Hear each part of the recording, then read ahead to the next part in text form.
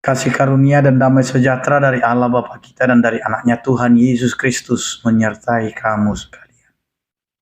Amin. Bapak, Ibu, dan saudara-saudara yang dikasihi oleh Tuhan kita Yesus Kristus, dimanapun kita berada, marilah kita mengawali setiap aktivitas kita dan hari-hari kita dengan mendengarkan firman Tuhan yang tertulis dalam Matius pasal 5 ayat yang ke-46. Demikianlah dikatakan, apabila kamu mengasihi orang yang mengasihi kamu, apakah upahmu? Bukankah pemungut cukai juga berbuat demikian? Demikian firman Tuhan. Bapak, Ibu, dan saudara-saudara yang dikasihi oleh Tuhan kita Yesus Kristus, memang di tengah-tengah kehidupan masih banyak yang berpikir berbuat baik supaya dia juga menerima kebaikan.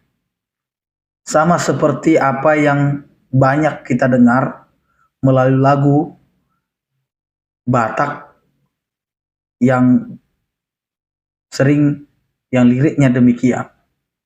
Holong mangalap holong. Jadi terkadang cara berpikir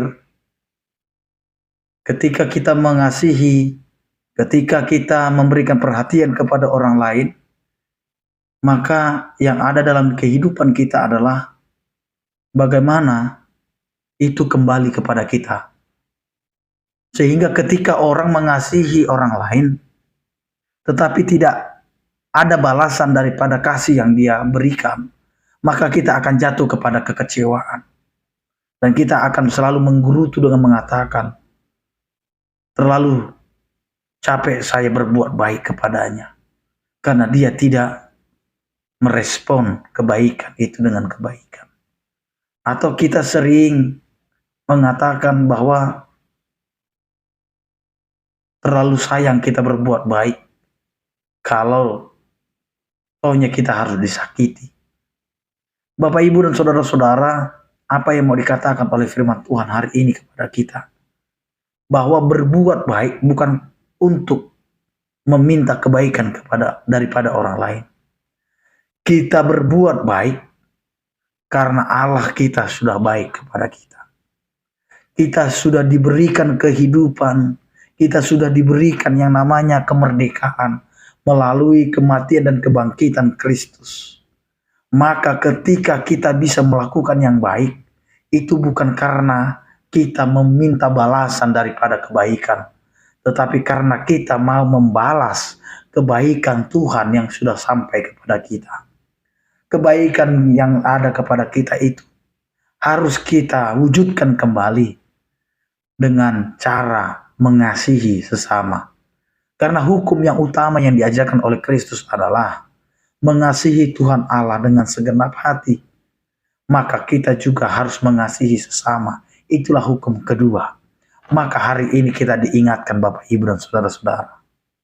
Masihkah kita bisa mengasihi orang yang membenci kita? Masihkah kita memberikan perhatian kepada orang yang tidak pernah memperhatikan kita?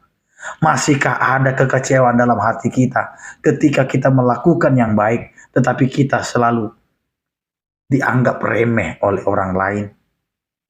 Maka firman Tuhan ini mengingatkan kita supaya kita mengasihi dengan tulus tanpa harus memandang, tanpa harus melihat apakah orang itu bisa membalas atau tidak, mau membalas atau tidak, atau maukah dia menjadi baik atau tidak.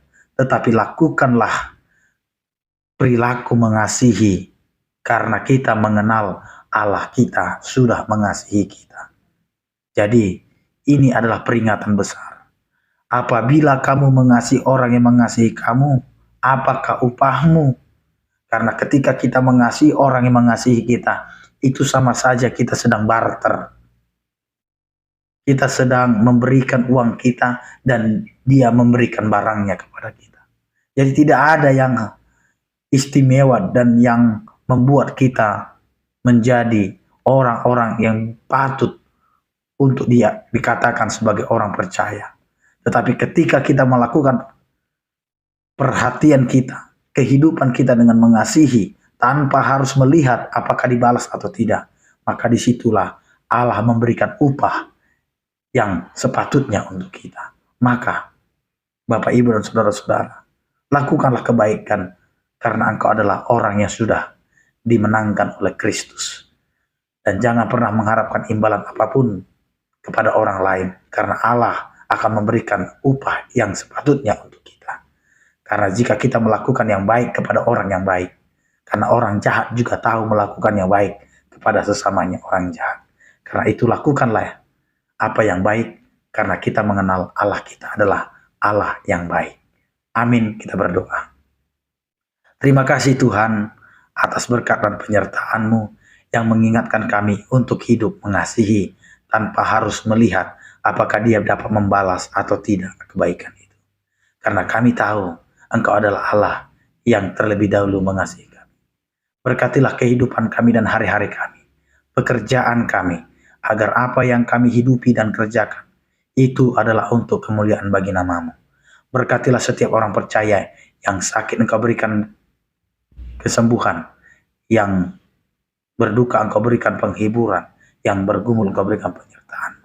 Anugerah Tuhan kita Yesus Kristus, kasih setia daripada Allah Bapa dan Roh Kudus, itulah yang menyertai kamu sekalian. Amin. Selamat beraktivitas, tetap menjaga kesehatan, salam sehat dari kami, Tuhan Yesus memberkati. Horas.